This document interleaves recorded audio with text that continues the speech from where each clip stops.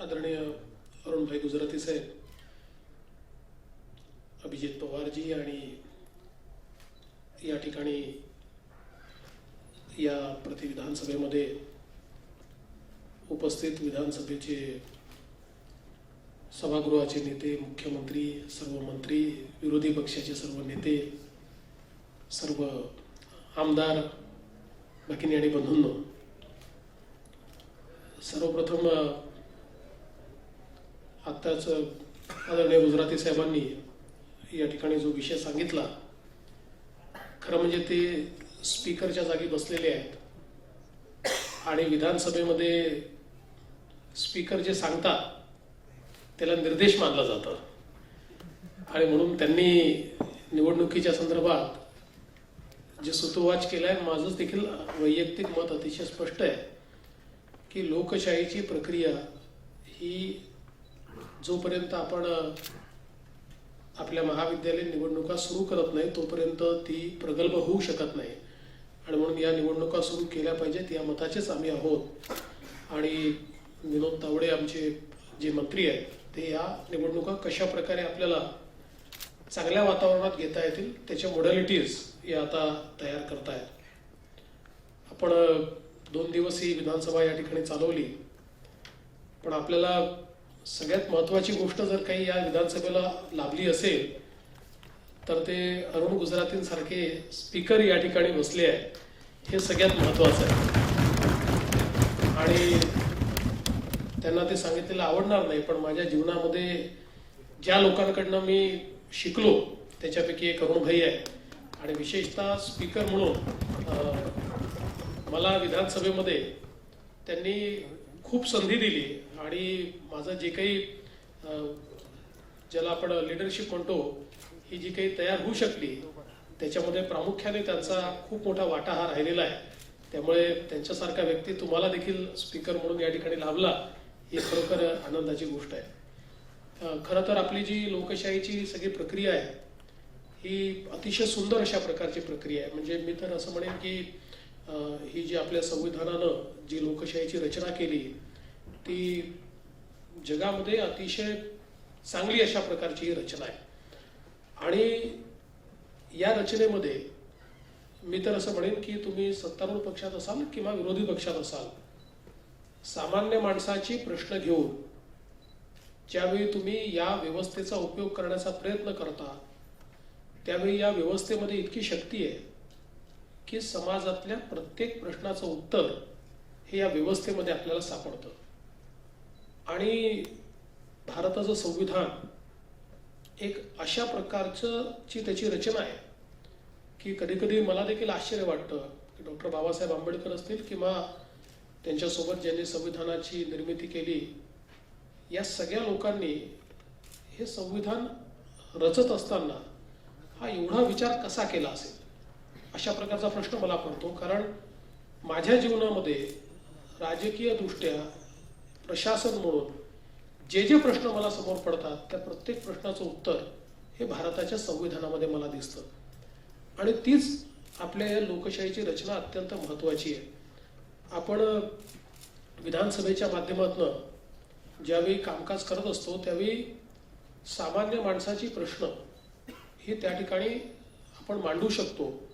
विशेषतः जी काही पॉलिसी आहे त्या पॉलिसीच्या संदर्भातली चर्चा त्या ठिकाणी होते आणि त्यासोबत अगदी महाराष्ट्रातल्या शेवटच्या कोपऱ्यातल्या शेवटच्या माणसाचा प्रश्न देखील कुठल्या तरी संसदीय आयुधाचा वापर करून आपण त्या ठिकाणी मांडू शकतो.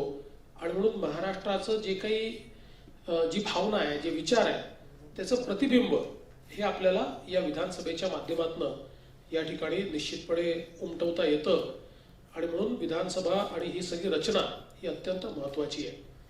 खरं म्हणजे आज या ठिकाणी मी असं ठरवून आलो की मी लांबलचक भाषण करण्यापेक्षा याला जितका जास्तीत जास्त इंटरॅक्टिव्ह आपल्याला करता येईल, तुमच्या मनात प्रश्न असतील त्या प्रश्नांवर आपण चर्चा करू. या एकूण रचनेच्या संदर्भातला आपलं काही त्या संदर्भात जाणून घ्यायचं असेल, महाराष्ट्रातल्या काही महत्त्वाच्या प्रश्नांच्या संदर्भातले आपले विचार असतील तर ते अधिक जाणून घ्यावेत या विचाराने मी या ठिकाणी आलो आहे. आणि म्हणून माझे जे ओपनिंग रिमार्क्स आहेत ते अगदी मी शॉर्ट या ठिकाणी ठेवतो, छोटेसे ठेवतो आणि मला असं वाटतं की अधिक चर्चेच्या माध्यमातून आपण हे सत्र पुढे नेऊया. प्रश्न उपस्थित आहेत त्या प्रश्न आम्ही सोडवण्याचा आम्ही प्रामाणिकपणे प्रयत्न करत आहोत. व सर त्यासोबत मी आपल्याला सांगू इच्छितो असे बरेचसे प्रश्न आम्ही आजपर्यंत मार्गी लावलेले आहेत व आमच्या आणखी प्रश्न शिल्लक राहिले ते मार्गी लावण्याचा आम्ही प्रयत्न करत आहोत. व सर ही सर्व कामे आम्ही शास्त्रीय पद्धतीने सर्वांपर्यंत आम्ही पोहोचवलेली आहेत. व सर तसेच बूथ वाईज आम्ही संपूर्ण महाराष्ट्रापर्यंत, महाराष्ट्रातील गावाखेड्यापर्यंत आम्ही पोहोचलेलो आहोत व पसरलेलो आहोत. सर मला आपल्याला सांगण्यास आनंद वाटतो आज आम्ही इथं उपस्थित असलेले सर्व जिल्ह्यातील प्रतिनिधी किंवा मंत्री यांच्यासह संपूर्ण महाराष्ट्रामध्ये 20 लाख इन मेंबर्स आज झालेले आहेत. एवढी मोठी फौज या महाराष्ट्रामध्ये सकाळीच्या माध्यमातून व अभिजित पवार सरांच्या संकल्पनेतून उभा झालेली आहे. सर मला आपणास सांगावंसं वाटतं व विनंती करावीशी वाटते, आम्ही आमच्या लेवलला आम्ही चळवळीमध्ये काम करत असतो पण आम्हाला कुठे स्टेज व्यासपीठ आजपर्यंत मिळालेलं नव्हतं. पण अभिजित सरांच्या या संकल्पनेमुळे आम्हाला हे व्यासपीठ उपलब्ध झालेलं आहे व त्यांच्यामुळे आम्ही आमच्या जिल्ह्यामध्ये व संपूर्ण महाराष्ट्रामध्ये एक नवीन दिशा आणि वेगळं काम व सामाजिक बांधिलकी समजून समाजाशी आम्ही नातं जोपासत आहोत. व सर तुम्हाला विनंती आहे, आमची 20 लाखाची जी फौज आहे इंची, त्या संपूर्ण 20 लाखाची इंच्या फौज सोबत तुम्ही पण आम्हाला जोडावं व आम्ही तुमच्यासोबत जोडावं. आणि येणाऱ्या काळामध्ये मला असं वाटतं की तुम्ही आमच्यासोबत जोडला, आम्ही तुमच्यासोबत जोडल्यास एक वेगळीच मजा येईल काम करण्यामध्ये. व सोबत मला असं म्हणावंसं वाटतं की येणाऱ्या काळामध्ये लोककल्याणकारी राज्य घडल्याशिवाय राहणार नाही. सर माझ्यासारखा एक चळवळीतला कार्यकर्ता आम्ही आजपर्यंत कामं करायचो आमच्या जिल्ह्यामध्ये, पण सर आम्हाला एक व्यासपीठ मिळत नव्हतं, आम्ही कुठे प्रकाश झोतात नव्हतो. सर मी लातूर जिल्ह्याचा पालकमंत्री अमर साखरे, आम्ही सर विविध कामं करत होतो पण आम्हाला आजपर्यंत व्यासपीठ मिळालं नाही. पण अभिजित सरांच्या या संकल्पनेमुळे आम्हाला व्यासपीठ मिळालं. व तसे सर तुम्हाला एक विनंती आहे यासोबत, सर लातूर जिल्ह्यामध्ये पाण्याचा प्रश्न फार मोठा आहे व तुमचा मी सर्वप्रथम आभार व्यक्त करू इच्छितो, कारण लातूर जिल्ह्याची तुम्ही आमची तहान भागवली सर्व सामान्य लोकांची, माणसांची. व सर त्यासोबत फक्त तहान न भागवता साधारण मरणपट्टी न करता कायमची लातूरकरांची तहान पाण्याचा प्रश्न सोडवण्याचा प्रयत्न तुम्ही करावा अशी इच्छा आहे. आणि मला पूर्ण विश्वास आहे की तुम्ही नक्कीच हे काम पूर्ण कराल. व सर येणाऱ्या काळामध्ये आम्ही सकाळीच्या माध्यमातून विविध चांगले उपक्रम व विविध चांगले काम करून दाखवू तुम्हाला. सर लातूर जिल्ह्यामध्ये आम्ही छोटस उदाहरण देतो, पर्यावरण रक्षणासाठी 0.5% इतकं पर्यावरण क्षेत्र लातूर जिल्ह्यामध्ये शिल्लक राहिले वनक्षेत्र. सर त्यासाठी आम्ही ट्री बँक ओपन केलेली आहे. पर्यावरण प्रेमीकडून आम्ही ट्री बँकेमध्ये झाडं जमा करून आम्ही जिथं पाणी उपलब्ध असेल तिथं झाडं लावत आहोत. व त्याचसोबत सर तुम्हाला आमची छोटीशी विनंती आहे, आम्ही आज काठी कुंपण करून झाडं जगवत आहोत, त्याचं संगोपन करत आहोत. पण सर तुम्ही आम्हाला ट्री गार्डन उपलब्ध करून दिलात तर आम्ही चांगल्या प्रकारे ते झाडं आम्ही संगोपन करून दाखवू. व येणाऱ्या काळामध्ये लातूर जिल्ह्याचं जे वनक्षेत्र आहे 0.5%, हे येणाऱ्या काळामध्ये यामध्ये फार मोठ्या प्रमाणात वाढ झालेली नक्की तुम्हाला दिसून येईल. व हे सर्व काम आम्ही इंच्या सर्व मेंबरांसोबत घेऊन नक्कीच करून दाखवू सर. व येणाऱ्या काळामध्ये तुम्हाला आता तुम्ही जिल्ह्याच्या दौऱ्यावरती याल त्यावेळेस तुम्हाला नक्कीच लातूर जिल्ह्यामध्ये हिरवळीचं प्रमाण जास्त वाढलेलं दिसून येईल. सर मला विश्वास वाटत नाही, मी तुमच्या चर्चा करतोय. मी आताच माझ्या सहकार्यांना मी म्हणलं की सर खरंच आज मुख्यमंत्री साहेब आलेले आहेत का, आणि सर तुम्हाला बोलण्याची संधी मला मिळाली ही पण अभिजित पवार सरांमुळे. सर मी अभिजित पवार सर तुमच्या मनापासून आभार व्यक्त करतो, मला ही संधी मिळाली त्याबद्दल मी तुमचं पुन्हा एकदा आभार. एक अतिशय चांगली सूचना या ठिकाणी तुम्ही मांडली. मुळामध्ये मला असं वाटतं की तुमच्यासारखे कम्युनिकेटर्स हे जर कुठल्याही शासनाला किंवा प्रशासनाला मिळाले तर विकासाची गती ही खूप वेगानं वाढेल. आज आपल्या सिस्टीम मधला दोष काय आहे? नियोजनाचा दोष कमी आहे. नियोजनाचा दोष असेल तर तो एक 10-20% आहे. आमची जी डिलिव्हरी सिस्टीम आहे ही गेल्या 50 वर्षामध्ये ज्या प्रकारे इफेक्टिव्ह आम्ही तयार करायला पाहिजे ते आम्ही करू शकलो नाही. आणि ती जर इफेक्टिव्ह करायची असेल तर त्याच्यामध्ये लोकसहभाग हा सगळ्यात महत्त्वाचा आहे. जोपर्यंत शासनाच्या कार्यक्रमांना ओनरशिप मिळत नाही तोपर्यंत ते कार्यक्रम हे औपचारिकता राहतात. डिलिव्हरी सिस्टीम त्याला खाऊन टाकते आणि कागदावर आपल्याला पैसा खर्च झालेला दिसतो, पण प्रत्यक्ष त्या ठिकाणी पाहिजे त्या प्रमाणात इफेक्टिव्हली कामं झालेली दिसत नाही. आणि म्हणून या सिस्टीमला सपोर्ट करणारी, त्याला ओनरशिप देणारी एक लोकसहभागाची सिस्टीम ही जर आपल्याला उभी करता आली तर आपल्याला वेगानं कामं करता येतील. लोकसहभागाचं काय असं बघा, आपण जलयुक्त शिवार सारखा एक कार्यक्रम हातामध्ये घेतला आणि ती लोक चळवळ झाली. आज एका ऑटोमॅटिक मोडवरती निघून गेली. म्हणजे सरकार जेवढं करतंय तेवढंच समाज करतोय आणि आपल्या पाण्याची समस्या समाज स्वतः त्या ठिकाणी सोडवतोय. अगदी तुमच्या लातूर जिल्ह्यामध्ये आज मांजऱ्याचं जे काम सुरू केलं, सामान्य लोकांनी त्याला ओनरशिप देऊन ते काम सुरू केलेलं आहे. आणि आता जसं तुम्ही सांगितलं की याच्याकडे पाहत असताना आम्हाला होलिस्टिक विचार केला पाहिजे. आज पाण्याचं नियोजन करत असताना एक होलिस्टिक विचार करायचा प्रयत्नच आपण राज्य सरकारच्या वतीनं सुरू केला. शेवटी जोपर्यंत निसर्गाने आम्हाला जे दिलंय त्याचं आम्ही योग्य संवर्धन करणार नाही तोपर्यंत आम्ही दुष्काळाचा सामना करतच राहू. आणि म्हणून राज्य दुष्काळमुक्त करायचं असेल तर आम्ही काय केलं पाहिजे, तर त्या दृष्टीने आपण जे नियोजन केलं की आपल्या पाणलोट क्षेत्राचा विकास करत आपण विकेंद्रित अशा प्रकारचे पाणी साठे तयार करायचे. प्रत्येक गावाने हा निर्णय करायचा की माझ्या गावात पडणारा पावसाचा थेंबन थेंब हा माझ्या गावाच्या मालकीचा आहे. तो माझ्याच गावात मी थांबवणार आणि माझ्या शिवारात तो तुम्ही मुरवणार. अशा प्रकारच्या मानसिकतेतनं एक एक गाव जर वॉटर न्यूट्रल आपण करत गेलो, गावाचं वॉटर बजेटिंग करायचं, ते गाव वॉटर न्यूट्रल करायचं. मला या ठिकाणी सांगितलं पाहिजे की मागच्या वर्षी 6000 गावं वॉटर न्यूट्रल करायचं आपण उद्दिष्ट हाती घेतलं होतं. या महिन्यापर्यंत त्यातली 4000 गावं आपण वॉटर न्यूट्रल करून चुकलो होतो. आणि आता पावसाळ्याचा एक हंगाम गेल्यानंतर पुन्हा जो हंगाम आपल्याला मार्च पर्यंतचा मिळेल त्यात उरलेली 2000 गावं आणि नव्याने 5000 गावं ही वॉटर न्यूट्रल करायचा आपण प्रयत्न करू. त्यामुळे सोल्युशन्स आहेत, ते काही नाही आहेत असं नाही आहे, पण त्याच्याकडे बघण्याची आवश्यकता आहे. दुसरं मराठवाड्याकरता एक परमनंट सोल्युशन काय, तर त्या दृष्टीने आपण असं ठरवलं की मराठवाड्याची वॉटर ग्रीड तयार करायची. आणि वॉटर ग्रीड म्हणजे काय, तर आज आपण जायकवाडीचा विचार केला तर दरवर्षी आपण आता गेले 3-4 वर्ष भांडणं चालू होतात की वरच्या धरणातनं खालच्या धरणामध्ये पाणी सोडलं पाहिजे. मग नाशिकच्या लोकांना असं वाटतं की आम्ही का पाणी द्यायचं, जायकवाडीच्या लोकांना असं वाटतं, म्हणजे मराठवाड्यातल्या औरंगाबादच्या लोकांना वाटतं की का देऊ नये, आम्हाला पाणी का मिळू नये. दरवर्षी भांडण होतात, कोर्टापर्यंत जातात. पण आपण हा विचार जर केला की आपण जे पाणी सोडतो त्यातलं बाष्पीभवनात पाणी किती जातं, तर ते बाष्पीभवनातलं पाणी जरी वाचवलं आपण तरी आपण नाशिकला पाहिजे तेवढं पाणी देऊ शकतो आणि औरंगाबादला किंवा मराठवाड्याला पाहिजे तेवढं पाणी आपण देऊ शकतो. आणि म्हणून संपूर्ण मराठवाड्याला वॉटर ग्रीड तयार करायची असा आपण निर्णय घेतला आणि पाईप पद्धतीने कम्प्लीट हे पाण्याचं नेटवर्क तयार करायचं. त्याचं काल आम्ही त्याला मान्यता दिली आणि मला असं वाटतं की महाराष्ट्रातली पहिली योजना असेल की ज्या योजनेमध्ये संपूर्ण मराठवाड्याची एक सिंगल ग्रीड आपण तयार करू की ज्या ग्रीडमध्ये पूर्ण वॉटर जे आहे असेल ते कंट्रोल्ड असेल आणि ते पाणी आपण योग्य प्रकारे त्याचा वापर हा करू शकू. त्यासोबत या संपूर्ण रचनेकडे पाहत असताना एक अत्यंत होलिस्टिक अशा प्रकारचा व्ह्यू आपण घेतला की आता आपण कम्प्लीट ॲक्विफर मॅपिंग करतोय. आपल्याला माहिती आहे की जर आपल्याला पाण्याच्या समस्येवर जर निदान करायचं असेल तर आता आपण वॉटर मायनिंग करतोय. आपले जे ॲक्विफर आहेत त्याच्यामध्ये एक ॲक्विफर आहे की जो एका वर्षात चार्ज करू शकतो आपण, दुसरा आहे जो 100 वर्षात आपण चार्ज करतो आणि तिसरा आहे जो 1000 वर्षात आपण चार्ज करतो. आता आपण जे पाणी वापरतोय 1000 वर्षात जो ॲक्विफर रिचार्ज होतो ते पाणी वापरणं आपण सुरू केलंय.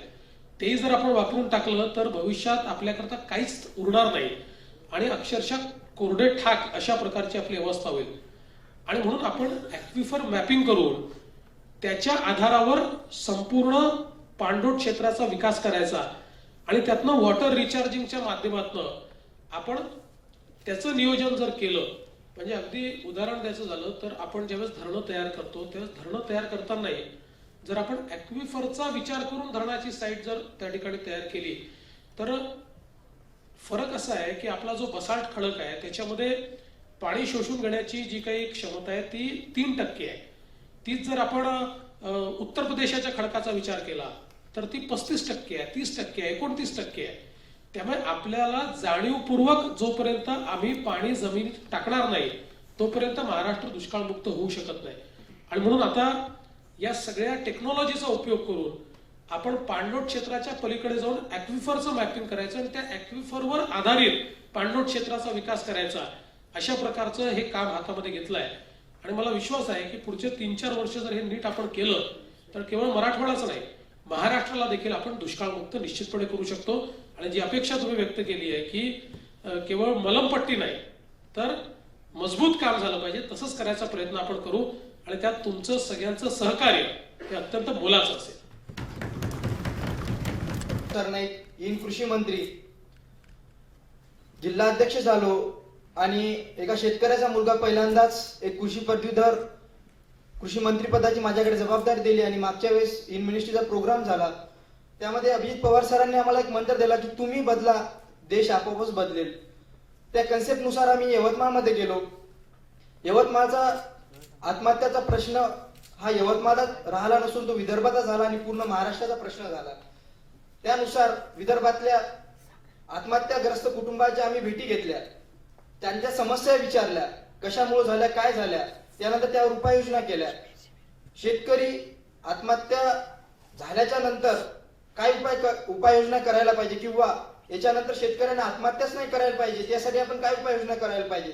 त्यानंतर शेतकरी स्वयंपूर्ण होण्यासाठी आम्ही प्रगतशील शेतकऱ्यांच्या भेटी घेतल्या, शेतीपूरक व्यवसायांच्या भेटी घेतल्या, महिला बचत गटांच्या, अशा सविस्तर रूपे शेतकरी स्वयंपूर्ण होण्यासाठी सर्व गोष्टी आम्ही बाबी केल्या. आणि इथून पुन्हा आम्ही वचन घेतलं त्या दिवशी माननीय मुख्यमंत्री साहेब की याच्यानंतर विदर्भामध्ये एकही आत्महत्या होऊ देणार नाही. त्या दिवसपासून आम्ही कामाला लागलो आणि पूर्ण महाराष्ट्रामध्ये आम्ही निवडक असे 200 गावं निवडली आणि त्या गावामध्ये इन ऍग्री मिनिस्ट्री तर्फे किंवा इन सकाळ माध्यमातर्फे आम्ही प्रत्येक कुटुंबांना भेटलो, त्यांच्या गावांना भेटी दिल्या आणि तिथे ठरवलं की याच्या मार्फत एक विद्यार्थी आणि कुटुंब अशी आम्ही कन्सेप्ट राबवली की एका विद्यार्थ्याकडे एका कुटुंबाची जबाबदारी. त्याच्यानंतर अध्यक्ष महोदय, मुख्यमंत्री महोदय, आम्ही त्याच्यानंतर कामाला लागलो आणि असं लक्षात आलं आत्महत्याग्रस्त कुटुंबाच्या अशा अपेक्षा होत्या की जे आपल्याला 1 लाख रुपयाची तातडीची मदत दिल्या जाते, त्यांचं असं म्हणणं आलं की 1-1.5 महिन्याच्या नंतर ती मदत संपून जाते. त्यापेक्षा जर आपण 1 लाख रुपयात त्यांना रोजगार म्हणजे लघुउद्योग जर दिला तर त्यांचा रोजगाराचा प्रश्न मिटेल. दुसरी गोष्ट, त्यांना डायरेक्ट सिंचन योजनेमार्फत आपण जर त्यांना विहीर दिली तर त्यांचा सिंचनाचा सुद्धा प्रश्न मिटेल आणि उच्च शिक्षणासाठी विद्यार्थ्याची सोय करून दिली तर त्यांच्या घरांचा प्रत्येक प्रश्न मिटेल. साहेब, त्याच्यानंतर आम्ही प्रत्येक शेतकऱ्याच्या बांधावर गेलो. त्यानंतर शेतकऱ्याच्या आम्ही कृषी सत्रे ठेवली. त्यानंतर महिला बचत गट करण्यासाठी आम्ही त्यांना प्रोत्साहन दिलं, शेतकरी गट तयार केले. त्यानंतर आधुनिक शेती कशी असते, शेडनेट, पॉली हाऊस, आपल्या विविध योजना आम्ही त्यांना समजावून सांगितल्या. आणि साहेब, आम्हाला खात्री पटली की इथून पुढे शेतकरी आपला आत्महत्या करणार नाही आणि आम्ही त्यांना मल्टी क्रॉपिंग सिस्टीम सांगितली. आता खरीपाचं नियोजन करण्यासाठी खरीप मेळावा सुद्धा भरवले. अशा प्रकारे आमचा सामाजिक उपक्रम राबवला. त्यामध्ये सकाळ समूह असो, आमचे तिथले एडिटर असो, साम टीव्हीचे सगळे न्यूज चॅनल असो, अॅग्रोनच्या मार्फत जितके सक्सेस स्टोरी आहेत आम्ही तितके सक्सेस स्टोरी शेतकऱ्यांना सांगितलं. शेतकऱ्याला त्यावर मानसिक आधार दिला आणि त्यांना आम्ही वचन केले की शेतकऱ्या स्वयंपूर्ण होण्यासाठी जितक्याही आपल्या सरकारी योजना आहेत त्या डायरेक्ट शेतकऱ्याच्या दारामध्ये पोहोचवल्या आणि आम्ही स्वतः बांधावर गेलो. त्यानंतर नवीन जितक्याही काय करू शकेल त्यामध्ये प्रगत अशा वेगवेगळे आम्ही अनुभव त्यांच्यासोबत शेअर केले आणि प्रात्यक्षिक कामं सुद्धा चालू आहे. तर माननीय मुख्यमंत्री साहेबांना आम्ही अशी विनंती करतो की या सर्व सामाजिक उपक्रमामध्ये आम्हाला तुमचा सहभाग पाहिजे आहे आणि तुम्ही आम्हाला सहभाग देसालच याबद्दल मी खात्री व्यक्त करतो. धन्यवाद. त्याचं पद सध्या रिकाम आहे, त्याच्यामुळे विचार करू शकतो आपण. खरी गोष्ट आहे, अगदी फार चांगला विषय तुम्ही या ठिकाणी मांडला. मुळामध्ये आपण जर शेतकऱ्यांच्या आत्महत्यांच्या खोलामध्ये गेलो तर कुठल्या भागामध्ये त्या होत आहेत, का होत आहेत याच्याकडे जर आपण बघितलं तर आपल्या लक्षात असं येईल की साधारणपणे 78% शेतकऱ्यांचं लँड होल्डिंग हे कमी आहे. ते 1 हेक्टर आहे, 1.5 हेक्टर आहे, 1 हेक्टरपेक्षा कमी आहे, फार तर 2 हेक्टर आहे. 2 हेक्टरही नाहीच आहे, 1 हेक्टरच्याच आसपास आहे 78%. आणि साधारणपणे ही सगळी शेती ही निसर्गावर अवलंबून आहे. 82% आपली शेती कोरडवाहू आहे. त्याला आपण सिंचन दिलेलं नाही, त्यामुळे निसर्गाच्या लहरीपणावर ते अवलंबून आहे. साधारणपणे रबीचं पीक घेणारे शेतकरी किती हा विचार केला तर ते 20% वर नाहीत. म्हणजे 80% शेतकरी मोनोक्रॉपवर आहेत. खरीपामध्ये जे काही ते घेऊ शकतात त्याच्यावर त्यांचं चाललेलं आहे. आणि मग एक खरीपाचं पीक हे जर पावसाने किंवा पाऊस न आल्याने जर खराब झालं तर त्याच्याकडे खायला देखील राहत नाही. आणि हे लँड होल्डिंग कमी झाल्यामुळे आता पूर्वी जसं माझे कुटुंब शेतकरी कुटुंबच आहे, तर किमान आपल्या घरी ज्या गोष्टी लागायच्या त्या शेतकऱ्यांनी कधी विकत घेतल्या नाही, त्या तो आपल्या शेतीत पिकवायचा. आता ती स्थिती राहिलेली नाही, कारण त्याचं लँड होल्डिंग कमी असल्यामुळे तो जास्तीत जास्त कॅश क्रॉप काय घेता येईल, एक तर कापूसच घ्यायचा नाही तो सोयाबीनच घ्यायची, स्वतःच्या घरच्या पुरतं देखील तो काही त्याच्यामध्ये घेत नाही, अशी परिस्थिती आहे. त्यामुळे अशा प्रकारे क्रॉप फेलियर झालं तर त्याच्या घरी खायला देखील राहत नाही, अशा प्रकारची शेतकऱ्याची अवस्था होते. आणि म्हणून आपण या सगळ्या गोष्टीचा विचार करून याला जरा वेगळ्या पद्धतीनं टॅकल केलं पाहिजे, असा आपला त्याच्यातला प्रयत्न सुरू झाला. मुळामध्ये जर आपण बघितलं तर आपल्या शेतीमध्ये मॉइश्चर सिक्युरिटी म्हणजे त्याला सिंचनाची व्यवस्था देणं, त्याला वीज देणं, त्याला मार्केट लिंकेज देणं, शेतीमध्ये गुंतवणूक येणं हे अत्यंत महत्वाचं आहे. आता साधारण जर आपण 15-20 वर्षाचा काळ बघितला तर शेतीमध्ये जी गुंतवणूक आहे आपली, ती गुंतवणूक वार्षिक गुंतवणूक आपली 1000-1500 कोटीच्या वर नाही आहे. आपण मदतीपोटी किती देतो? 5-5, 7-7 हजार कोटी रुपये देतो, ती मदतीपोटी देतो. पण मदतीपोटी दिलेला पैसा हा शेतकऱ्याच्या कामी येत नाही. जोपर्यंत शेती शाश्वत होणार नाही तोपर्यंत शेतकरी या परिस्थितीतून बाहेर येऊ शकत नाही. आणि म्हणून मग आता त्याला मॉइश्चर सिक्युरिटी मिळाली पाहिजे, त्याला वीज मिळाली पाहिजे, या दृष्टीने आपण कार्यक्रम हातामध्ये घेतला. एकीकडे जलयुक्त शिवार आणि दुसरीकडे मागेल त्याला शेततळ. या मागेल त्याला शेततळ या कार्यक्रमाच्या माध्यमातून म्हणजे त्याचा परिणाम काय असतो तुम्हाला सांगतो की मध्य प्रदेशच्या राज्याने 3 लाख शेततळी तयार केली. त्याचा परिणाम काय झाला? मध्य प्रदेशचा कृषी विकासाचा दर हा 24% गेला. आपण गेल्या 5 वर्षातले 4 वर्ष निगेटिव्ह ग्रोथ रेटमध्ये आहोत आणि 16% निगेटिव्ह ग्रोथ रेट आहे आपला. आणि मग अशा परिस्थितीमध्ये जोपर्यंत आपण केवळ कर्ज आपलं म्हणजे जवळजवळ 8 ते 10 हजार कोटी रुपये पीक कर्ज देतो, पण आपण गुंतवणुकीत मात्र 1000 कोटी रुपये देखील टाकत नाही. आणि म्हणून आता आपण हे ठरवलं की थोडा पॅराडाइम शिफ्ट केला पाहिजे, शेतीला गुंतवणुकीकडे नेलं पाहिजे. आणि म्हणून काही योजना आपण हातामध्ये घेतल्या, ज्यात मागेल त्याला शेततळ म्हणजे आपल्याला आश्चर्य वाटेल की ज्यावेळी आम्ही म्हटलं की आम्ही मागेल त्याला शेततळ देऊ, याचा ऑनलाईन अर्ज करायचा, तर लोकांनी आम्हाला वेड्यात काढलं की शेतकरी कुठनं करणार आहे ऑनलाईन अर्ज. आम्ही सांगितलं सेतू केंद्र आहेत, संग्राम केंद्र आहेत, ज्याला पाहिजे तो करेल. 3 आठवड्यामध्ये आमचं टार्गेट होतं 50,000 शेतकऱ्यांचं. 3 आठवड्यामध्ये 1,05,000 शेतकऱ्यांनी त्याच्यामध्ये अर्ज केला. आणि त्यातल्या पहिल्या टप्प्यात 50,000 शेततळ्यांचा आपण वर्क ऑर्डर देखील दिला. आणि आपला प्रयत्न आहे की येत्या 4 वर्षामध्ये 5 लाख शेततळी आपल्याला तयार करायची आहे. आणि मग जो ॲश्युअर्ड रेनफॉल झोनचा भाग आहे त्या भागामध्ये शेततळी तयार करायच्या ऐवजी तिथे विहिरी आपल्याला तयार करता येतील, कारण तो अनएक्सप्लॉइटेड अशा प्रकारचा भाग आहे. असं एक पूर्ण आपण गुंतवणुकीची त्याच्यामध्ये एक तरतूद सुरू केली. त्यासोबत दुसरं आपण काय ठरवलं की आज आपण बघा जो वॉटर स्ट्रेस्ड भाग आहे आमचा मराठवाड्यातल्या आत्महत्या का वाढल्या, हा वॉटर स्ट्रेस्ड भाग आहे आणि तिथे सगळ्यात जास्त साखर कारखाने आहेत. आज जवळजवळ 29 साखर कारखाने सहकारी आणि काही खासगी हे मराठवाड्यामध्ये, आणि त्या ठिकाणी पाणीच नाही आहे. म्हणून आता आपण असा प्रयत्न सुरू केला की गेल्या 25-30 वर्षामध्ये एकूण आपण 10 लाख हेक्टर जमिनीवर आपण ऊसाचं नियोजन करतो, पीक घेतो. यातली 50-25 वर्षामध्ये आपण 2 लाख हेक्टर जमीन केवळ ही ड्रीप खाली आणू शकलो. आता एक महत्वाकांक्षी कार्यक्रम आम्ही हातामध्ये घेतला आणि पुढच्या 2 ते 2.5 वर्षामध्ये अजून 4 लाख हेक्टर ही आपण ड्रीप खाली आणणार आहोत. वेगवेगळ्या प्रकारचे इनिशिएटिव्ह आपण हातामध्ये घेतले. एक इनिशिएटिव्ह आपण असा हातामध्ये घेतला की हा जो खारपाण पट्टा आहे तो खारपाण पट्टा आणि मराठवाड्यातले अशी 5,000 गावं यांचा एक इंटिग्रेटेड आपण प्लॅन तयार केला की ज्याच्यामध्ये वॉटर स्ट्रक्चर्स तयार करणे, वॉटर एफिशियन्सी वाढवणे म्हणजे वॉटर यूज एफिशियन्सी वाढवणे, क्रॉपिंग पॅटर्न तयार करणे, मार्केट लिंकेज तयार करणं, ज्याला इंटेन्स फार्मिंग आपण म्हणतो, त्या इंटेन्स फार्मिंगचा 5,000 गावांकरता आपण एक मॉडेल तयार केलं आणि आपण वर्ल्ड बँकेशी बोललो आणि आपण वर्ल्ड बँकेला असं म्हटलं की तुम्ही याच्याकरता आम्हाला कर्ज दिलं पाहिजे.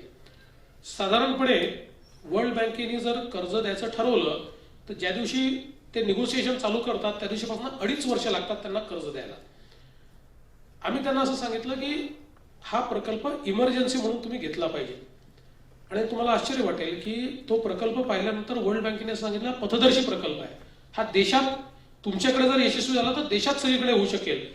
आणि म्हणून त्यांनी आम्हाला सांगितलं की आम्हाला 2.5 वर्ष लागत असले तरी आम्ही 2.5 महिन्यामध्ये हा प्रकल्प मंजूर करू, तुम्ही केंद्र सरकारकडनं तो मंजूर करून आणा. मी केंद्रीय कृषी मंत्र्यांकडे गेलो, एका दिवसात कृषी विभागाची मंजुरी घेतली, त्यानंतरच्या 3 दिवसामध्ये मिनिस्ट्री ऑफ इकॉनॉमिक अफेअर्सची मंजुरी घेतली आणि तो वर्ल्ड बँकेला पाठवला. वर्ल्ड बँकेची टीम आता आपल्याकडे आली आहे आणि ती टीम आपल्याकडे काम करते. सांगायचं आणि 2-1 महिन्यात त्याला ते मान्यता देतील.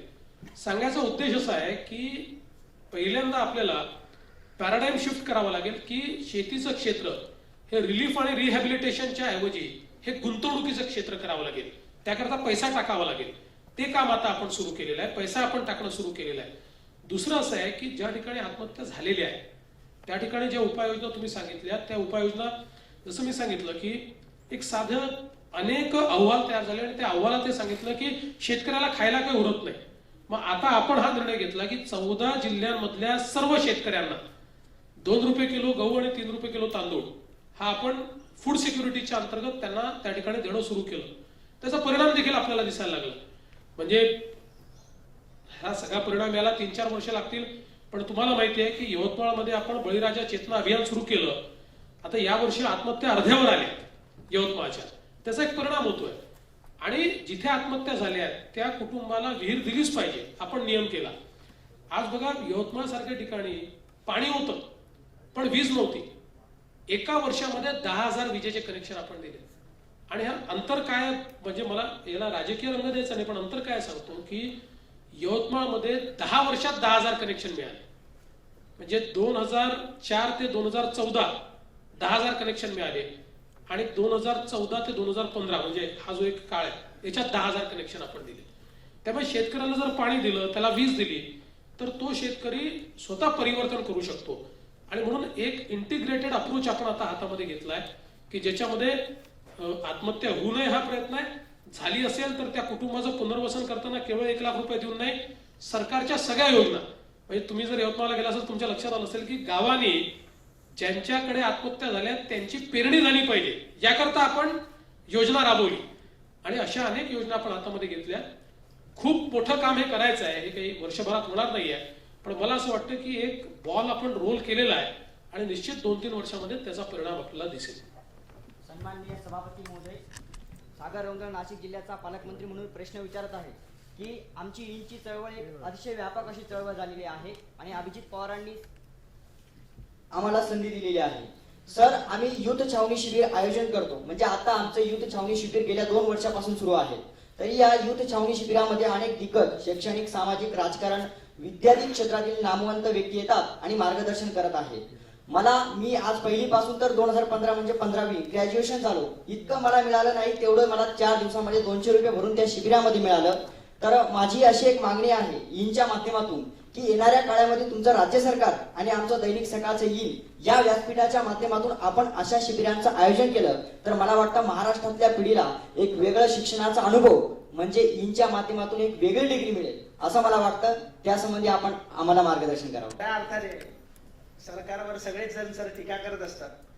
बाहेरून टीका करणं खूप सोपं असतं, पण आज इथे बसलोय ना म्हणजे तर काय होत असेल ना तर ते आणि सर जेव्हा मी मुख्यमंत्री झालो मित्रांना सांगत सुटलो, अरे इंचा मुख्यमंत्री झालो, इंचा मुख्यमंत्री झालो. मित्रांनी म्हटलं अरे जा आरच्या समोर बघ म्हटलेलं. अरे जरी तू मुख्यमंत्र्यांसारखा दिसत असला तरी मुख्यमंत्री तरी मुख्यमंत्री आपले देवेंद्र फडणवीस सर आहे. म्हटलं हो. आणि सर खऱ्या अर्थाने आज मला सांगायला इथे आनंद होतोय, जसं तुम्ही म्हणाला जो मागेल त्याला शेततळ. आज मला ह्या सभागृहात सभापती महोदय, अध्यक्ष महोदय, आज मला सांगायला खूप आनंद होतोय आज आमच्या शेतात शेततळ बनत आहे आणि मला वाटतंय ते ह्याच योजनेतून सुरू होत आहे आणि तेच खूप आनंद झाला. पण सर शहरी भागाबद्दल आपण आता थोडंसं बोलूया. शेतकऱ्यांबद्दल बोललो आपण, पण शहरी भागात, कारण की मी मुंबई सारख्या ठिकाणी राहतो, वडाळ्यासारख्या झोपडपट्टीत राहतो. सर पुनर्विकासाबद्दल लहानपणी असल्यापासून ऐकत आलो की अरे आपल्याला 10 बाय 10च्या खोलीतून आता बिल्डिंगचा रूम मिळणार. पण सर 10 वर्ष झालं आमच्या विभागातील लोक सगळे तेच स्वप्न बघतात, आता तरी बिल्डिंग मिळणार आहे आपल्याला. 10 वर्षापासून आम्ही त्याची वाट पाहतोय. सर SRA योजनेबद्दल आपण बोलावं, कारण की धारावी हा सगळ्यात मोठा स्लम एरिया आहे आणि 2 नंबरचा वडाळा आहे. तर त्याबद्दल तुम्ही बोलावं. आणि सर इन मंत्रिमंडळ म्हटलं तर खरंच आज आम्ही उत्साहाने तुमच्या समोर बोलतोय, कारण की खऱ्या अर्थाने काम करतोय. सर आज आमचा कृषी मंत्री शेतकऱ्याच्या बांधावर जाऊन काम करतोय. आज आमची महिला बालविकास मंत्री त्या विभागात जाऊन काम करते. आमचे उपमुख्यमंत्री बसलेत सर, खऱ्या अर्थाने सरकारमध्ये नाही आहेत पण आमच्याकडे आहेत बरं का. हे फक्त शक्य झालं ते अभिजित पवार सरांच्या संकल्पनेतून. जसं म्हटलं का मी व्यसनाला खूप विरोध करतो, कारण की आज मी जो काही उभा आहे त्या मी एक कुठल्याही प्रकारचं सर व्यसन करत नाही. तर आता मागच्या काळात काही न्यूज चालल्या होत्या की डान्स बार वगैरे सुरू होणार आहे सर. तर खऱ्या अर्थाने सर गरज आहे का? आज आमच्यासारख्या स्लम एरियामध्ये खूप सारे विद्यार्थी हे व्यसनाधीन होत चालले. शेतकऱ्यांची मुलं आज बऱ्यापैकी व्यसनाधीन होत चालले. सर त्याच्याबद्दल पण तुम्ही बोलावं. आज तुम्ही आमच्या समोर आलात आणि खरंच उत्साही चेहरा असतो सर तुमचा. रोज तुम्हाला आता मला वाटतं रोज फेसबुकवर जे काही फोटो आहेत ते पाहत राहतो सर तुमचे. आणि दुसरी महत्वाची गोष्ट म्हणजे शिबिरामध्ये आणि आजही अभिनंदन थोरात सर आले होते. ते म्हणाले की मॅनेजमेंट कशा प्रकारचा असावा, मुख्यमंत्री कशा प्रकारचा असावा. रात्री 3 वाजता जरी मेसेज गेला तर त्या मेसेजचा रिप्लाय येतो. तर सरांसाठी जोरदार टाळ्या. मी का म्हणालो सर की खरंच आता घरच्यांना वेळ देता कसं. धन्यवाद मला बोलण्याची संधी.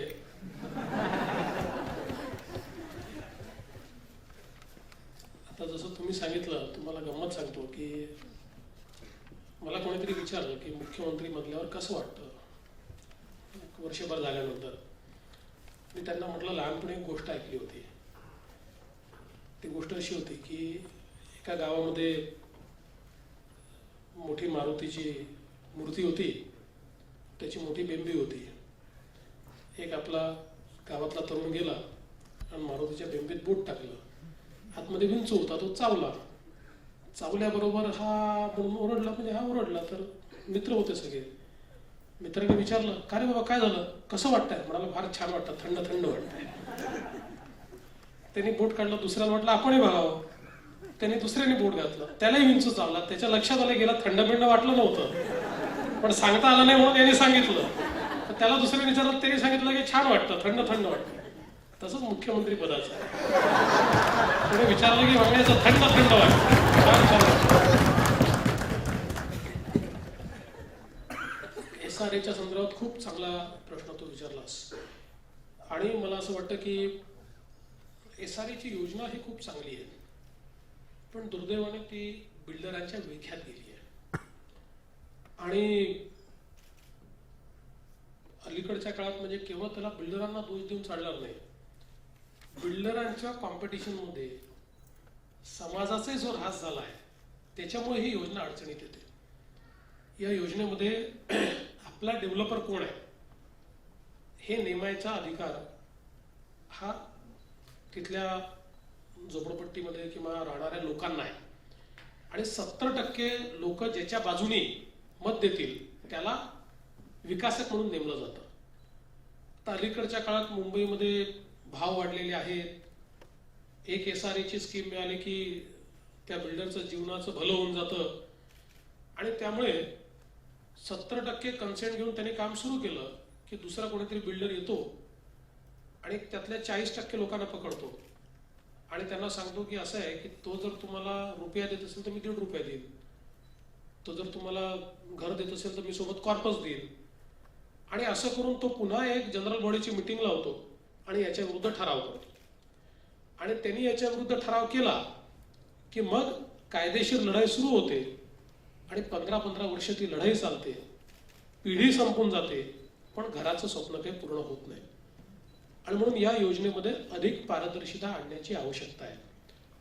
मला असं वाटतं की आता आम्ही काही निर्णय घेतले आहेत आणि त्या निर्णयांमध्ये विशेषतः जनरल बॉडी मीटिंग घ्यायची असेल तर किती लोकांची उपस्थिती पाहिजे, या सगळ्या बाबतीतले निर्णय काही आम्ही घेतले आहेत.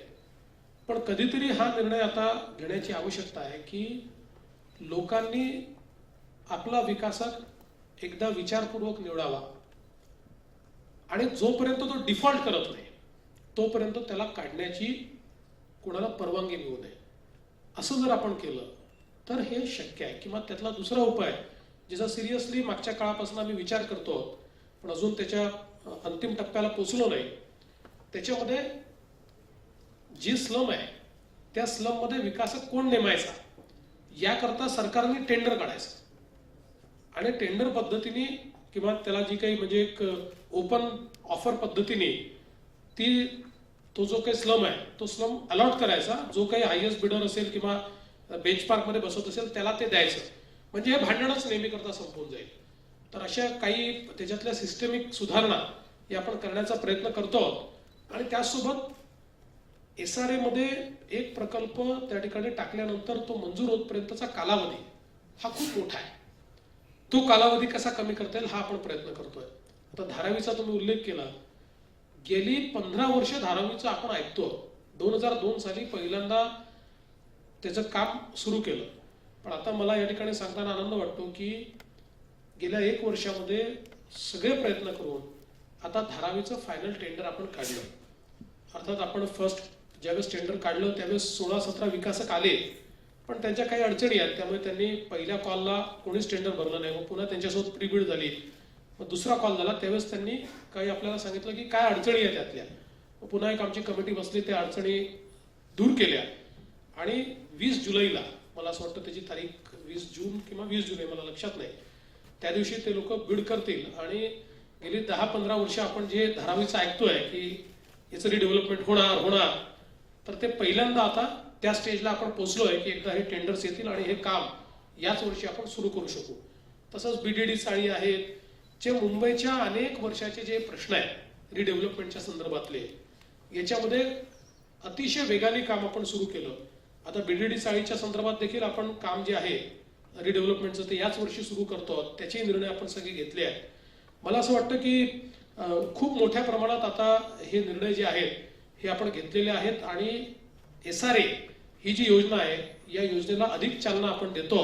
विशेषतः एक महत्वाचा निर्णय काय केला आपण, तर SRAतली सगळ्यात मोठी अडचण असते पात्रतेची. जोपर्यंत पात्र अपात्र ठरत नाही तोपर्यंत योजना मंजूर होत नाही. त्याला 4-4, 5-5 वर्ष लागतात. आपण निर्णय केला की सरकारच पात्रता ठरवेल आणि आपण सरकारच्या वतीनं काम सुरू करून दिलं. त्यामुळे तो विकासक त्या ठिकाणी जाईल, मग तो पात्रता ठरवेल, मग ती पात्रता ठरल्यानंतर पुन्हा सरकारचा त्या ठिकाणी जाऊन सर्वे होईल. ह्या सगळ्या गोष्टी आपण त्यातनं बाद केल्या आणि एकदम संपूर्ण मुंबईचं अशा प्रकारचं सर्वेक्षण आपण सुरू केलंय. त्यामुळे मला असं वाटतं की जे स्वप्न तुम्ही म्हणाले ते स्वप्न लवकरच निश्चितपणे या ठिकाणी पूर्ण होईल. मला सांगू इच्छिते की जेव्हापासून आम्ही मंत्रिमंडळात आलो तेव्हापासून विविध काम करतोय. जसं कृषी मंत्र्यांनी सांगितलं की आम्ही गावात जाऊन विविध कामं करतोय, तर त्यासाठी आम्ही चला गावाकडे म्हणून आम्ही मॉडेल विलेज म्हणून एक संकल्पना हाती घेतली, ज्याच्यामध्ये गाव आलं की फक्त शेतीच नाही आली, त्याच्याबरोबर शाळा, आरोग्य, व्यसनमुक्ती अशा अनेक गोष्टी आपण त्याच्यामध्ये घेतोय. तर पुढच्या टप्प्यामध्ये जसं स्मार्ट सिटी सारख्या अनेक योजना राबवल्या जातात आपल्या शहरामध्ये, तसे स्मार्ट विलेज म्हणून जास्त योजना राबवल्या जात नाहीत. आता तुम्ही गावाला भेटी देऊन आलात, बघून आलात, त्यांची परिस्थिती तशी आहे. पण त्यांच्या ज्या संकल्पना आम्ही ज्या पुढे नेतोय त्यासाठी तुमचा मेसेज आणि तुमचा संदेश आम्हाला हवाय. आणि त्याचबरोबर महाराष्ट्राचे मुख्यमंत्री म्हणून भावी मुख्यमंत्र्यांना तुम्ही काय मार्गदर्शन कराल, तर थोडं मार्गदर्शन करा सर, अशी माझी 5 वर्ष पूर्ण होऊ द्या, त्यानंतर तुम्ही बघा. तोपर्यंत भावीच राहा. नाही सर, ते पुढच्या वर्षीच्या ईद मुख्यमंत्र्यासाठी तयारी करते. नाही, मुळामध्ये आपल्याला जसं स्मार्ट शहरं तयार केली पाहिजेत तशी स्मार्ट गावंही तयार केली पाहिजेत. कारण जोपर्यंत आपण स्मार्ट गावं तयार करणार नाही, आणि परिस्थिती कशी बदलली आहे तर पूर्वी एका गावाकडे समृद्धी न्यायची असेल तर तिथे रस्ता पोचला तर समृद्धी जायची. कारण त्या रस्त्याच्या वाट्याने शिक्षक पोचायचा, डॉक्टर पोचायचा, त्यामुळे शिक्षणाची व्यवस्था पोचायची, वैद्यकीय व्यवस्था पोचायची. पण आता ही परिस्थिती बदलली आहे. आता जर गाव समृद्ध करायचं असेल तर तिथे कम्युनिकेशन पोचलं पाहिजे, त्या ठिकाणी वायर्ड नेटवर्क पोचलं पाहिजे. आता आपण अरिसाल जे आहे, मेळघाटमधलं अरिसाल नावाचं जे गाव आहे, ज्याला आपण याचं म्हणजे कुपोषणाचं एपिसेंटर मानतो, असं ते अरिसाल आहे की ज्याला कुपोषण खूप मोठ्या प्रमाणात आपल्याला माहिती आहे मेळघाटचं गाजलं, तर त्यातलं सगळ्यात महत्त्वाचं गाव हे अरिसाल आहे. आपण मायक्रोसॉफ्ट सोबत अरिसालमध्ये स्मार्ट ग्रामचा एक पायलट प्रोजेक्ट हातामध्ये घेतला, आणि त्या ठिकाणी आपण जी टीव्हीची कनेक्टिव्हिटी आहे त्याच्यामध्ये एक व्हाईट स्पेस असते, त्याचा उपयोग करून तिथे नेटवर्क आपण उभं करून तिथली शाळा स्मार्ट केली, तिथली ग्रामपंचायत स्मार्ट केली, तिथलं प्राथमिक आरोग्य केंद्र स्मार्ट केलं, आणि हे सगळे स्मार्ट इनिशिएटिव्ह हे त्या ठिकाणी केल्याचा एक मोठा परिणाम आता एक एक गोष्ट आपण रोल आउट करतोय. आणि एवढंच नाही तर त्यांना आपण या कनेक्टिव्हिटीच्या माध्यमातून तिथे जे गोष्टी बनतात त्याला थेट आपण ई कॉमर्सच्या माध्यमातून मार्केट देखील देतो आहोत. आता नागपूर जो आपला जिल्हा आहे, या जिल्ह्यामध्ये जवळजवळ 700 ग्रामपंचायतींपैकी 350 ग्रामपंचायतींपर्यंत आपली केबल नेटवर्क पोहोचलं. परिणाम काय असतो की आता 26 जानेवारीला मी माझ्या बंगल्यावरनं 5 जिल्हा परिषदेच्या शाळांमध्ये थेट संपर्क साधला, आणि तिथे क्लासरूम ज्या आहेत त्या स्मार्ट क्लासरूम आपण केल्या. त्याचा परिणाम असा आहे की तिथले जे विद्यार्थी आहेत त्यांना ज्ञानाचं जग उघडलं, आणि शहरातला विद्यार्थी आणि गावातला विद्यार्थी यातला फरक संपला. त्या विद्यार्थ्यांनी माझ्याशी इंटरॅक्शन केल्यानंतर मी देखील आश्चर्यचकित झालो, इतकी माहिती त्यांच्याजवळ होती, त्यांच्या शिक्षकांजवळ देखील तेवढीच माहिती होती. आणि आता प्रयत्न आपला असा आहे की साधारणपणे 2 ऑक्टोबरपर्यंत नागपूर जिल्हा हा पूर्ण आपण तिथल्या 700 ग्रामपंचायतींपर्यंत आपण ही फायबर ऑप्टिक पोचवून ही कनेक्टिव्हिटी पोचवणार आहोत. मग दुसरं काय केलं तिथे तर तिथलं जे प्राथमिक आरोग्य केंद्र आहे त्याला आपण या फायबर ऑप्टिकच्या माध्यमातून थेट जोडलं जेजेशी, आणि जेजे मध्ये एक्सपर्ट डॉक्टर बसले आणि त्यांनी टेलिमेडिसिनच्या थ्रू त्या गावातल्या पेशंटला त्या ठिकाणी तपासलं. म्हणजे आरोग्याची सेवा. शेवटी आपण असं म्हणतो की शहरांकडे लोक जातात का, तर ते जातात आरोग्याकरता, ते जातात शिक्षणाकरता, ते जातात रोजगाराकरता. उद्या आपण शेतीच्या संदर्भातलं व्हर्च्युअल मार्केट हे त्या ठिकाणी क्रिएट केलं, आणि तो शेतकरी तिथे बसून आपला माल जर कुठेही जगात विकू शकेल, आणि ॲग्रिगेटर्स जे आहेत हे ॲग्रिगेटर्स तो माल जमा करून त्या ठिकाणी डिलिव्हर करतील, तर यातनं शेतकऱ्यालाही फायदा मिळेल, आणि हे जे ॲग्रिगेटर्स आहेत हे जे तयार होणार आहेत यातनं सर्व्हिस सेक्टरचे मोठे जॉब्स तयार होतील, आणि त्या जॉब्सच्या माध्यमातून आपण जी काही कम्युनिटी आहे ती एम्पॉवर करू शकू. त्यामुळे अशा प्रकारे एक एक जिल्हा स्मार्ट करायचा. आता आपला प्रयत्न आपण असा सुरू केला आहे की संपूर्ण महाराष्ट्राकरता आपण सगळ्या महाराष्ट्रातल्या ग्रामपंचायती म्हणजे सगळी गावं ही वायर्ड नेटवर्कनी जोडायची आणि ती स्मार्ट बनवायची. याकरता भारत नेटचा एक मोदी साहेबांनी प्रोग्राम सुरू केला आहे. या भारत नेटच्या माध्यमातून 9,000 कोटी रुपयाचा एक कार्यक्रम हातामध्ये घेतलाय. आणि मी रविशंकर प्रसाद साहेबांशी बोललो आणि मी त्यांना सांगितलं की तुम्ही भारताचं कराल तेव्हा कराल, पण आमचा 9,000 कोटीचा प्रोग्राम आहे हा तुम्ही मंजूर करा. आणि या प्रोग्राममध्ये आवश्यकता असेल तर तुमच्या फंडिंगमध्ये जर काही अडचणी असतील तर केंद्र सरकार आणि राज्य सरकार मिळून एक SPV तयार करू आणि आपण 9,000 कोटी रुपये बॉरो करू. तुमचा हिस्सा तुम्ही परत करा, आमचा हिस्सा आम्ही परत करतो. 3 वर्षामध्ये आपण सगळ्या ग्रामपंचायती स्मार्ट करू, सगळी प्राथमिक आरोग्य केंद्र स्मार्ट करू, सगळी गावं स्मार्ट करू. आणि या कनेक्टिव्हिटीचा फायदा असा आहे की एका दिवसामध्ये आपण शहर आणि गाव हा भेदच संपवू शकतो. आणि म्हणून तो प्रयत्न आपण सुरू केला. म्हणून तू जे सांगितलं ते मला अत्यंत महत्वाचं वाटतं की केवळ स्मार्ट शहरं नाही, स्मार्ट गावं जेव्हा आपण तयार करू तेव्हाच आपल्या राज्याची परिस्थिती बदलेल.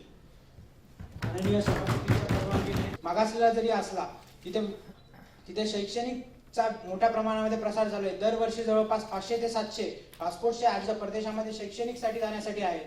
नागपूरला ऑफिस असल्यामुळे दरवर्षी मुलांना नागपूरचे चक्रा मारावे लागते. त्यामुळे एक वेळ असा येतो की मुलं म्हणतात की पासपोर्ट न घेतलेलाच बरा. त्यामुळे आम्ही मराठवाड्यातील 50,000 इंच्या मेंबर्सनी सही मोहीम सुरू केलेली आहे.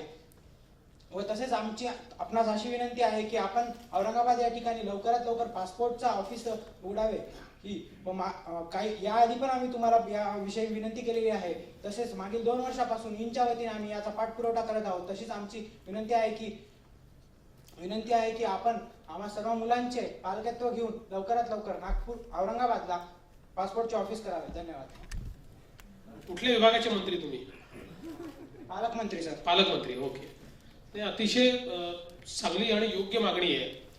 कारण मराठवाड्यातल्या सगळ्या लोकांना नागपूरपर्यंत यावं लागतं. आणि म्हणून आता राज्य सरकारच्या वतीनं आपण शिफारस केली आहे की औरंगाबादला पासपोर्टचं ऑफिस उघडलं पाहिजे आणि त्याचा निश्चित आपण पाठपुरावा करू आणि ते करू.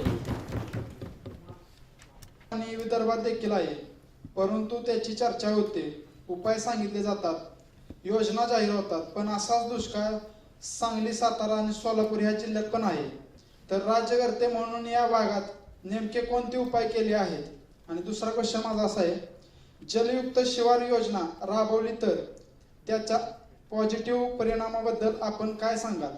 चांगला प्रश्न तुम्ही विचारला. विशेषतः सोलापूरचा काही भाग, सांगलीचा काही भाग आणि साताऱ्याचा काही भाग हा कायम दुष्काळी आहे.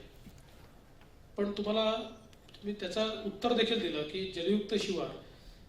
आता जलयुक्त शिवारच्या माध्यमातून जी कामं झाली त्याच्यामध्ये सोलापूर जिल्ह्याने इतकं चांगलं काम केलं की सोलापूरमध्ये इतक्या दुष्काळाच्या परिस्थितीत देखील टँकरची संख्या ही यावर्षी दरवर्षीच्या 10% होती. आणि आपण मध्यंतरी बघितलं असेल, मला असं वाटतं की इंडिया टुडे टीव्हीने एक मोठी सिरियल केली आणि त्याच्यामध्ये ज्या लोकांनी सोलापूर जिल्ह्यामध्ये शेती करणं सोडलं होतं 3-3, 4-4 वर्ष, आज जलयुक्त शिवारमुळे त्यांना प्रोटेक्टिव्ह इरिगेशन मिळालं आणि त्यांनी त्या ठिकाणी फळबागा पिकवल्या. आणि त्यातल्या एका शेतकऱ्याने तर सांगितलं की मी 20 लाख रुपयाचं डाळिंब एक्सपोर्ट केलं. त्यामुळे मला असं वाटतं की जोपर्यंत आपण अशा प्रकारचे शाश्वत उपाय करणार नाही, आणि म्हणून आता 2 गोष्टी आपण हातामध्ये घेतल्या. एकीकडे जलयुक्त शिवारच्या माध्यमातून सोलापूर, सांगली आणि साताऱ्याचा काही भाग, इथला जो दुष्काळी भाग आहे या भागामध्ये मोठ्या प्रमाणात डिस्ट्रीब्युटेड वॉटर स्ट्रक्चर्स तयार करायचे. आणि त्याच्यासोबत आता आपण हाही प्रयत्न सुरू केला आहे की टेंभू सारखी योजना आहे. आता टेंभूची योजना ही इतके वर्ष झाले, गेली 20 वर्ष आपण करतोय. आता ती योजना पूर्ण केली पाहिजे. पण टेंभूची योजना जर पूर्ण करायची असेल तर ती पूर्ण केल्यानंतर आपल्याला, कारण ही 5 टप्प्यावर पाणी लिफ्ट केलं आहे, त्यामुळे 5 टप्प्यावर पाणी लिफ्ट केल्यानंतर त्याचा विजेचा जो खर्च आहे तो इतका जास्त आहे की तेवढं महाग पाणी शेतीला परवडत नाही. आणि त्याचा जो कॉस्ट बेनिफिट रेशिओ आहे तो आपल्याला त्या ठिकाणी बसवता येत नाही. मग आता आपण निर्णय काय केला, तर निर्णय असा केला की हे जे टेंभूचं कॅनाल जो सांगलीतनं नंतर सोलापूरकडे सांगोल्यापर्यंत येणार, हा कॅनलच्या ऐवजी हा पाईपने करायचा, कम्प्लीट पाईप. आणि त्याच्या दोन्ही बाजूला, आणि शेतकरी देखील मी त्यांचं अभिनंदन करेल, ते समोर आले, तेथील लोकप्रतिनिधी गणपतराव देशमुख साहेब असतील, इतर सगळे लोकप्रतिनिधी, संजय काका पाटील असतील सांगलीचे, या सगळ्यांनी एकत्रितपणे हा निर्णय केला की हे सगळं पाणी ड्रिपने घ्यायचं. ते ड्रिपने घेतलं तर कमी पाण्यामध्ये अधिक प्रोडक्टिव्हिटी आपण तयार करू शकू आणि ही जी महागडी योजना आहे ती योजना आपण पूर्ण करू शकू. आणि ही जर एक योजना आपण पूर्ण केली तर सांगली आणि सोलापूरचा मोठा दुष्काळी भाग जो आहे याला शाश्वत सिंचन आपण देऊ शकणार आहोत. आता आपण केंद्र सरकारकडे या दुष्काळी भागाच्या 2,500 कोटी रुपयाच्या वेगवेगळ्या योजना पाठवल्या आहेत आणि त्यांना आपण असं सांगितलंय की हे 2,500 कोटी पॅकेजच्या रूपाने जर त्यांनी दिले तर या ज्या बंद पडलेल्या योजना आहेत या योजना आम्ही पूर्ण करू आणि त्या माध्यमातून हा जो काही दुष्काळी भाग आहे या भागातला दुष्काळ आम्ही नष्ट करू. हॅलो, माननीय अध्यक्ष मंत्री देवेंद्र साहेब यांना एक प्रश्न विचारतो. मी निलेश कोळे, नागपूरचा पालकमंत्री. माननीय मुख्यमंत्री साहेब, आपल्या नागपूरमध्ये मिहान प्रकल्प आहे आणि या मिहानमध्ये 50 ते 60 नोकऱ्या आहे. हा मिहान प्रकल्प फक्त नागपूरसाठी नाही तर पूर्ण विदर्भासाठी एक एम्प्लॉयमेंट, एक नोकऱ्याची संधी म्हणून उपलब्ध आहे. तर मला असं वाटते की हा मिहान प्रकल्प लवकरात लवकर व्हावा व पूर्ण विदर्भातील युवकांना रोजगाराची संधी उपलब्ध करून द्यावी असं मला वाटते. नाही, अगदी चांगला प्रश्न तुम्ही या ठिकाणी उपस्थित केला आहे. मुळामध्ये मिहान प्रकल्प रखडण्याचं कारण काय आहे तर मिहान प्रकल्पाचे 2 भाग होते. एक होता SEZ आणि दुसरा होता कार्गो टर्मिनल.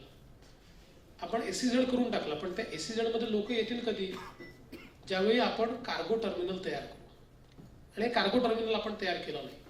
आता गेल्या 1.5 वर्षामध्ये त्याचे सगळे प्रश्न सोडवून आपण आता टेंडर काढलंय नवीन एअरपोर्टचं, कार्गो टर्मिनलचं, जे आता पेपरला आलेलं आहे आणि पुढच्या 3 महिन्यात ते टेंडर आपण फायनल करून त्याचं बांधकाम आपण सुरू करू. शेवटी एखाद्या भागामध्ये लोक येतील कधी, त्याला काहीतरी जॉग्राफिकल ॲडव्हान्टेज असलं पाहिजे. आता नागपूरचं सगळ्यात मोठं जॉग्राफिकल ॲडव्हान्टेज काय आहे तर देशाच्या मध्यभागी आहे आणि आता GST आल्यानंतर लॉजिस्टिक्स जे आहे, कारण GST आल्यामुळे टॅक्स बॅरियर संपतील. टॅक्स बॅरियर संपले म्हणजे सगळीकडे जर समान टॅक्स झाला आणि टॅक्सच्या भिंती तुटल्या तर जे मध्यवर्ती ठिकाण असेल त्या ठिकाणी सगळे लोक आपलं लॉजिस्टिक्स लोकेट करतील आणि तिथनं पूर्ण देशामध्ये रिडिस्ट्रीब्यूट करतील आणि ते रिडिस्ट्रीब्युशनचा जो काही एक ॲडव्हान्टेज जॉग्राफिकल नागपूरला आहे तो या मिहानमुळे मिळू शकतो. त्यासोबत नागपूरच्या आकाशातनं 400 विमानं आंतरराष्ट्रीय हे त्या ठिकाणी ट्रॅव्हल करतात. त्या विमानांना जर आपण नागपूरमध्ये कार्गोची फॅसिलिटी दिली तर ते लोक नागपूरमध्ये कार्गो एक्सचेंज करून आपला जो पेलोड आहे तो त्या ठिकाणी वाढवू शकतात आणि त्यातनं आपली एफिशियन्सी आणि इकॉनॉमी या दोन्ही वाढवू शकतात. म्हणजे एक उदाहरण द्यायचं झालं तर कोरियन एअरवेज आहे. कोरियन एअरवेजनी जर तुम्ही समजा मुंबईवरनं अमेरिकेत गेला तर कोरियन एअरवेजचं तिकीट 35,000 रुपये आहे आणि तेच जर तुम्ही युनायटेड एअरलाइन्सनी अमेरिकेच्या गेला तर 1,00,000 रुपये आहे. कारण काय आहे? त्याचं कारण असं आहे की ही डायरेक्ट फ्लाईट जाते. ती कोरियन एअरवेजची फ्लाईट जी आहे ती आधी सिओलला जाते. मग ते काय करतात की भारतातले लोक, पाकिस्तानमधले लोक, बांगलादेशमधले लोक, चायनामधले लोक जे काय असतील असे सगळे सिओलला एकत्रित करतात आणि मग एका विमानामध्ये भरून ते घेऊन जातात. त्यामुळे प्रत्येक ठिकाणून विमान हे अमेरिकेत न्यायचं आणि अर्ध भरलेलं न्यायचं, त्याच्याऐवजी त्या सगळ्या अर्धे भरलेले विमानं हे सिओलमध्ये रिकामे करायचे, त्या सगळ्यांना एका विमानात बसवायचं आणि एका विमानाने घेऊन जायचं. म्हणजे 4 विमानांचं फ्युअल वाचतं आणि तेवढी त्यांची प्रॉफिटेबिलिटी वाढते. तोच कॉन्सेप्ट या मिहानच्या प्रकल्पाचा आहे की जर आपण जे कार्गोच्या या ज्या सगळ्या एअरलाईन्स आहेत त्यांना पॅसेंजर आणि कार्गो करता हब जर दिलं तर ते लोक त्यांचा जो कार्गो आहे तो नागपूरला रिडिस्ट्रीब्यूट करतील, इथे त्याचं वेअर हाऊसिंग करतील आणि मग वेगवेगळ्या ठिकाणचा कार्गो जो एका गावाला न्यायचा आहे तो या ठिकाणून नेतील. त्या कॉन्सेप्टवर तयार झालाय आणि म्हणून आतापर्यंत त्याचा जो मेजर पार्ट होता, त्याचं जे नवीन कार्गो टर्मिनल तयार करायचं होतं त्याचं काम आपण न केल्यामुळे आपल्याला पाहिजे त्या प्रमाणात प्रतिसाद मिळाला नाही. आता ते काम आपण करू, पुढच्या 3 वर्षात ते पूर्ण होईल आणि त्याच्यानंतर मग तुम्हाला अपेक्षित जो कार्गो हब आहे तो त्या ठिकाणी दिसेल.